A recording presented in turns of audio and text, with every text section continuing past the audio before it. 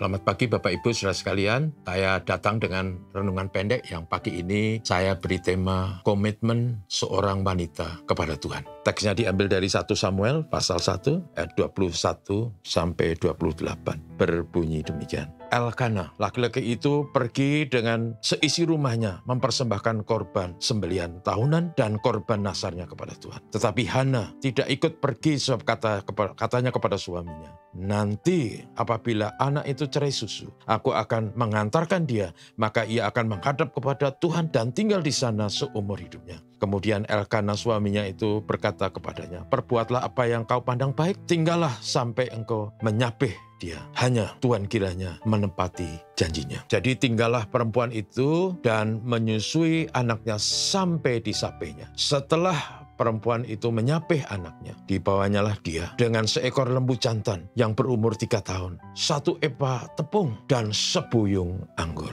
Lalu diantarkannya ke dalam rumah Tuhan di Silo. Waktu itu masih kecil, betul anak-anak itu, kanak-kanak itu. Setelah mereka menyembelih lembu, mereka mengantarkan kanak-kanak itu kepada Eli. Lalu kata perempuan itu, mohon bicara Tuanku, demikian Tuanku hidup. Akulah perempuan yang dahulu berdiri di sini dekat Tuanku untuk berdoa kepada Tuhan. Untuk mendapatkan anak inilah aku berdoa. Dan Tuhan telah memberikan kepadaku apa yang kuminta daripadanya. Maka aku pun menyerahkannya kepada Tuhan. Seumur hidup terserahlah ia kiranya kepada Tuhan. Lalu sujudlah mereka di sana menyembah kepada Tuhan. Saudara sekalian, kisah yang kita baca ini yang saya beri tema komitmen seorang wanita kepada Tuhan adalah masih bersambung dengan renungan sebelumnya, kisah tentang keluarga Elkana yang istrinya bernama Hana. Seperti kemarin saya jelaskan bahwa Hana begitu pedih menderita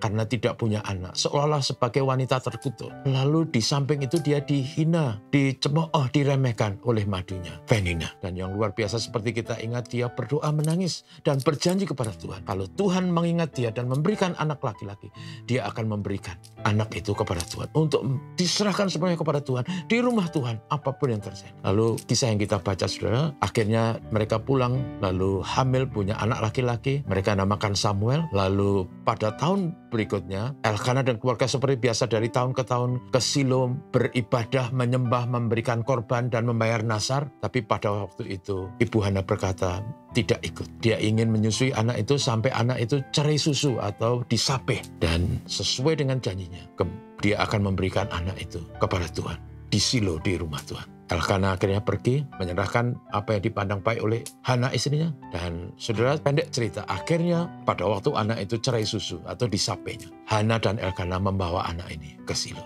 Dibaringi dengan seekor lembu jantan berumur 3 tahun, 1 epa tepung, dan 1 buyung anggur. Dibawa ke sana lalu diserahkan kepada Eli. Inilah teladan yang luar biasa. Seorang wanita yang berkomitmen berjanji. Walaupun anak itu dinanti, walaupun anak itu kemudian dapat, dia tidak mengubah janjinya. Janji kepada Tuhan, komitmen kepada Tuhan tetap diberikan. Tuhan bagi Hana adalah segalanya. Menyerahkan anaknya apapun yang terjadi. Dia tidak khawatir, dia tidak takut. Sebab kepada Tuhan dia menyerahkan anaknya Samuel itu. Dan saudara, dalam hidup ini kadang-kala ada hal yang berharga bagi kita. Kadang-kala kita tidak rela memberikan hidup kita pada Tuhan. Tidak rela memberikan komitmen kita pada Tuhan. Kita sering hanya mengutamakan diri sendiri. Mengejar keuntungan pribadi. Mencari kesenangan kebahagiaan pribadi. Tapi Ibu Hana teladan yang luar biasa. Baginya Tuhan adalah segalanya. Bahkan dia rela memberikan laki-laki anaknya, kanak-kanak yang masih kecil itu, karena kasihnya dan imannya kepada Tuhan. Kalau kita percaya kepada Tuhan, saudaraku, berserah pada Tuhan adalah yang terbaik. Memberi kepada Tuhan adalah yang terbaik. Apapun itu. Karena Tuhan telah terlebih dulu mengasihi dan memberi. Mari kita berikan hidup kita kepada Tuhan. Persembahkanlah tubuhmu sebagai persembahan hidup yang kudus, yang berkenan kepada Tuhan. Itulah ibadahmu yang sejati. Kata firman Tuhan di Roma pasal 12 ayat. Mari kita hidup dengan komitmen untuk Tuhan. Amin. Terima kasih kepadamu Bapa. Hidup ini adalah pemberian. Kami rindu memberikan hidup kami, mempersembahkannya sebagai persembahan yang hidup kudus berkenan kepada Tuhan. Itulah komitmen kami. Kami belajar dari Ibu Hana menjadi teladan baik bagi kami. Tolong hidup kami melalui hidup ini. Apa yang kami lakukan, apa yang kami kerjakan, apa yang kami miliki, talenta, waktu, bahkan harta kami. Kami rindu persembahkan kepada Tuhan. Ini doa kami, berkatilah kami hari ini. Terpujilah nama Tuhan, penolong, pelindung, sumber rahmat dan berkat bagi kami sekalian. Haleluya. Amin. Selamat pagi.